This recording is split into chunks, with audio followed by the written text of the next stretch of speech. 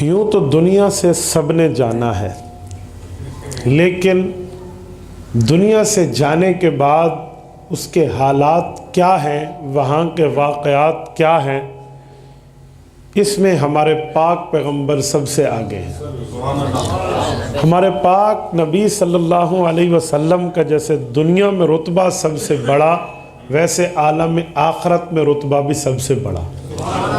ہمارے پاک پیغمبر صلی اللہ علیہ وسلم کی دنیا کی زندگی اتنی اعلیٰ ہے کہ اس جیسی زندگی اس کائنات میں کسی کی نہیں ہے۔ ہمارے پاک پیغمبر کی دنیاوی زندگی اتنی مقدس ہے کہ جبرائیل جیسا فرشتہ اپنے پروں کو پھیلائے ہوئے حضور کے پیچھے پیچھے چلتا ہے، جہاں جہاں حضور گئے ہیں وہاں وہاں جبرائیل وہی لے کر پہنچا ہے۔ حضور کو نہیں بلایا، حضور کے پیچھے چل کے گئے ہیں۔ النشر فی قراءات العشر میں ہے کہ 1 درجن سے زائد قرآن کریم کی آیات میں صفات موجود ہیں۔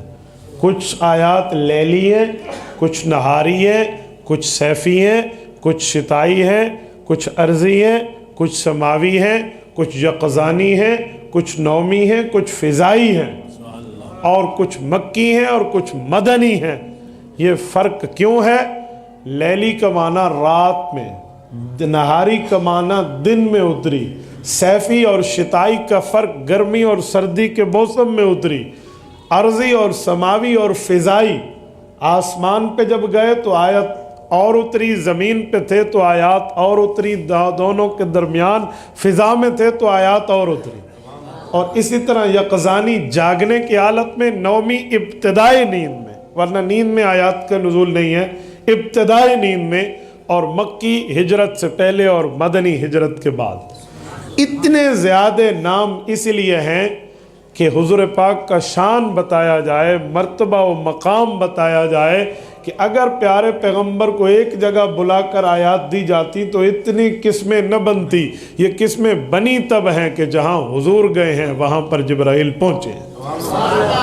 یہ دنیاوی زندگی میں میرے پاک پیغمبر کا مقام ہے، اتنا بڑا مقام کہ رب کریم سورت نمبر 4 سورت نساء آیت نمبر 113 میں ارشاد فرماتے ہیں وَأَنزَلَ اللَّهُ عَلَيْكَ الْكِتَابَ وَالْحِكْمَةَ وَعَلَّمَكَ مَا لَمْ تَكُنْ تَعْلَمْ وَكَانَ فَضْلُ اللَّهِ عَلَيْكَ عَظِيمًا۔ اے میرے پاک پیغمبر، میں نے آپ پر قرآن بھی اتارا ہے اور آپ پر حدیث پاک کو بھی نازل کیا ہے، اور قرآن اور حدیث آپ کو پڑھا کے ان علوم سے روشناس کرایا ہے جس سے پہلے آپ واقف نہیں تھے، اور قرآن اور سنت کا آپ پر اترنا اللہ کا بہت بڑا فضل ہے۔ تو حضور پاک علیہ السلام کی یہ دنیاوی زندگی ہے۔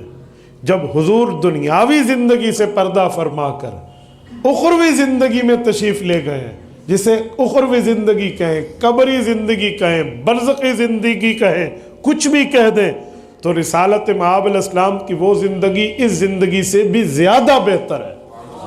سورت نمبر 93 سورت والضحیٰ میں رب کائنات نے فرمایا وَلَلْآخِرَةُ خَيْرٌ لَكَ مِنَ الْأُولَى۔ اے پاک پیغمبر، جو آپ کی دنیاوی زندگی ہے کتنی مقدس معمر، کتنی مطیب و طاہر ہے، لیکن جو آپ کی آخرت کی زندگی ہوگی وہ اس سے بھی بڑھ کے ہو۔ اب سنیں، میرے پاک پیغمبر کا مقام اور مرتبہ اتنا کہ دنیاوی زندگی میں رسالت مآب علیہ السلام کے ساتھ اللہ جل شانہ کی کرم نوازیاں اتنی ہیں جس کا بے حد و بے انتہا شمار ہی نہیں ہے، تو اخروی زندگی میں رسول اللہ کے مقامات کتنے ہوں۔ میرے پاک پیغمبر کے لیے دنیاوی زندگی میں حضرت حسان فرماتے ہیں، امام ابن حجر اسقلانی رحمہ اللہ المتوفی 852 ہجری یہ ہدی الساری میں بات لائے ہیں کہ سعت الشجر نطق الحجر شق القمر لاشارتہ۔ رسول اللہ کے لیے درخت دوڑ کے آیا، پتھر بول پڑا، رسالت مآب صلی اللہ علیہ وسلم کے ایک اشارے پہ چاند 2 ٹکڑے ہوا۔ یہ دنیاوی زندگی ہے، تو مجھے بتائیں اخروی زندگی کا مقام کتنا ہوگا؟